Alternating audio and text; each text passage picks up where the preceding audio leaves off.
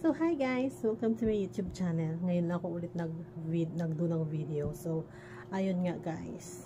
Yun na nga. Dahil ako'y na-stress na sa aking mukha. So, yun na nga. Na-stress na ako sa aking katabaan. Gawa nga ng nakakuyas na ako kasi sobrang taba ko na. So, ayun nga. Ang tawag nito, I decided na baka, aside sa pagda-diet, baka ito rin makakatulong sa akin since hindi ko talaga mawala yung coffee. So I ordered coffee, a Bloom collagen coffee. So sabi nila maganda daw tong since dumating na nga. So ito na nga guys, ito na, dumating na yung ating parcel at i-open natin siya. So malamang pag open natin ito, tatlong coffee. So and ayan, so ayan na siya guys.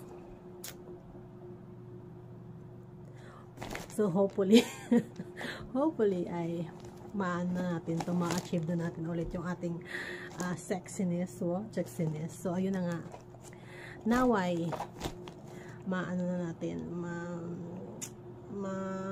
ano ba tawag doon?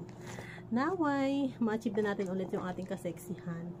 So I ordered this one, Bloom collagen coffee.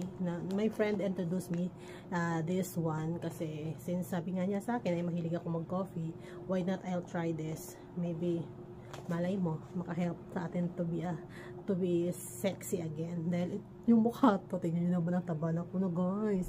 So ang taba ko na nga, so I ordered this. Hindi naman talaga ako palakain na tao. Maybe hiyang ako sa stress dahil sa aking patient nandyan sa harap ko, nakapanood lang. She's my audience right now. No, I'm just kidding. So ayun nga, nakatulog si Lola. So at the back, that's my bed and that's my things. So ayan, that's Lola. Hindi mga gamit niya yan, so hindi natin pakialaman.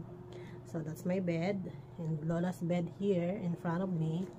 So ayun na nga guys. So sana try natin to within 2 months or 3 months. Update ko kayo kung may pagmumukha ba, atong pagmumukha mo ba ito ay papayat na or lalong lalaki.